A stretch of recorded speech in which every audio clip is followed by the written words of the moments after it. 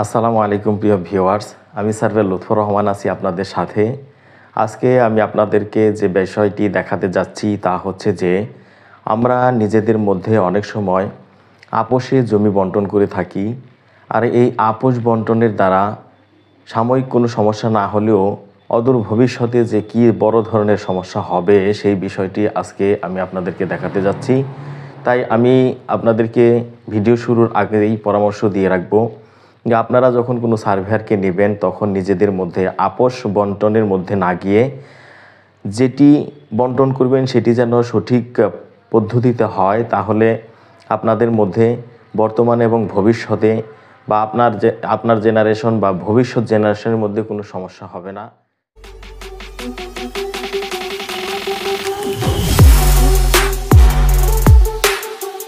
এর মধ্যে বন্টন হবে, কিন্তু তারা যে আপোষ বন্টন চেয়েছে সেই বিষয়টি আপনাদের কাছে উপস্থাপন করি।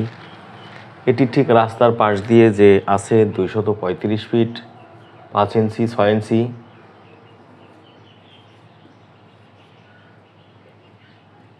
ঠিক এই পাশ দিয়ে রয়েছে 240 ফিট।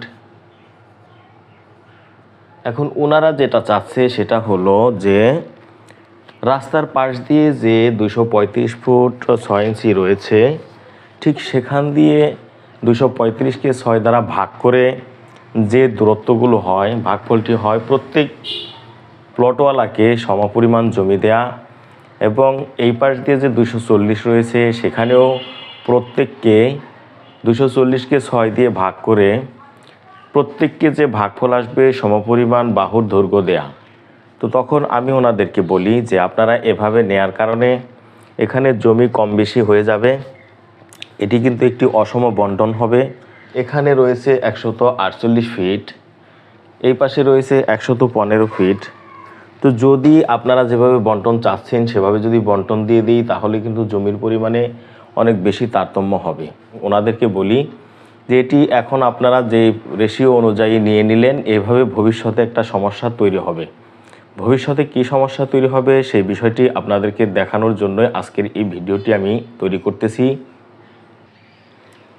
রাস্তার পাশে আছে 235.6, এটাকে যদি আমি 6 ভাগ করে সবাইকে সমান দিয়ে দিই তাহলে এখানে হয় 39.25 বা 39.3 ইঞ্চি। তো এখন প্রত্যেককে যদি এই 39.3 ইঞ্চি করে দিয়ে দিই তাহলে দেখুন 39.3 ঠিক একইভাবে 240কে যদি আমরা ভাগ করি 6 ভাগ তাহলে প্রত্যেকের ভাগে অংশ পড়ে কত? 40 ফিট করে। 40। এখন হচ্ছে মূল বিষয়টি যেটি আপনাদেরকে দেখাবো, যে এখন লক্ষ্য করুন যে এইখানে রয়েছে 115 ফিট এবং এইখানে রয়েছে 148 ফিট, তাহলে ব্যবধানটা কত?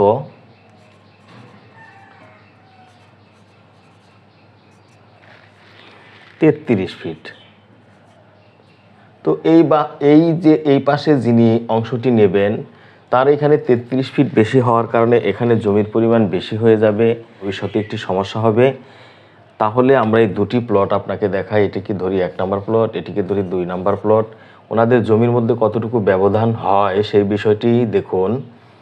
আমি বোঝানোর জন্য গড় পদ্ধতিতেই আপনাদেরকে করে দেখাচ্ছি যে এইখান থেকে এইখানে রেশিও অনুযায়ী এই যে বাহুটি পাই এটি হয় 142 ফুট, 42 ফুট, এবং এইখান থেকে এখানের যে বাহুটি পাই সেটি হয় হলো 121 ফুট। এখন দেখেন আমরা যদি গড় পদ্ধতিতে এই জমিগুলো করি তাহলে কি হয়? 115 এবং 121-এর গড় হচ্ছে 118 গুণন 39 আর 39 ফুট 3 ইঞ্চি এবং 40 ফিটের গড় হচ্ছে 39.625।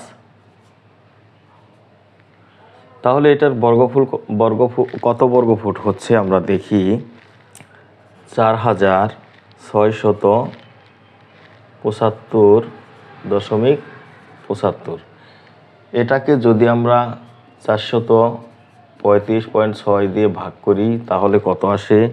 10.73%। লক্ষ্য করুন এখানে আমরা পেলাম 10.73%। ঠিক একইভাবে আমরা ওই প্লটটি দেখব। 142 এবং 148 গড় হচ্ছে 145 গুণ 39 আর 40 গড় হচ্ছে 39.625। তাহলে এইখানে দেখেন এটার বর্গফল কত হয়? 5745.625। এটাকে যদি আমরা 435.6 দিয়ে ভাগ করি তাহলে এখানে কত দাঁড়ায়? 13.19। এখন লক্ষ্য করুন যে 2 নম্বর প্লটের জমির পরিমাণ হচ্ছে 10.73 আর এখানে হচ্ছে 13.19%। এখন যদিও ওনারা এটা ভাই ভাইয়ের মধ্যে বন্টন করে নিচ্ছে, এরকম প্রত্যেকের জমির পরিমাণের মধ্যেই ব্যবধান হয়ে যাবে। যেহেতু ওনারা নিজেদের মধ্যে বন্টন করে নিচ্ছে, হয়তো এখন কোনো সমস্যা হবে না। ভাববে যে এক ভাই একটু বেশি খাইতেছে, এক ভাই একটু কম খাইতেছে, সমস্যা নাই। কিন্তু যখন এই জায়গাগুলো অনেক বেশি দামি হয়ে যাবে বা বিভিন্ন ধরনের স্থাপনা তারা এখান দিয়ে করে নেবে, তো ভবিষ্যতে দেখা গেছে এই জেনারেশন না থাকলে বা পরবর্তী যে জেনারেশনগুলো আসবে তখন যখন জমির পরিমাণে দেখা যাবে যে একবারে আপনার উত্তর পাশে যিনি রয়েছেন তার জমির পরিমাণ হচ্ছে 10.73 এবং দক্ষিণে যিনি রয়েছেন তার হচ্ছে 13.19। তো এখানে জমির ব্যবধানটি অনেক বেশি, প্রায় 2.5 শতক 3 শতকের কাছাকাছি হয়ে যায়। তখন এই বিষয়টি তারা মেনে নেবে না। যখন 1% জমির পরিমাণ হয়ে যাবে 5 লাখ বা প্লাস আরও কম বেশি, তখন এই পক্ষ কি করবে? সমবন্টন হারে যখন নিতে যাবে তখন ভবিষ্যতে এই সমস্যাটি হবে।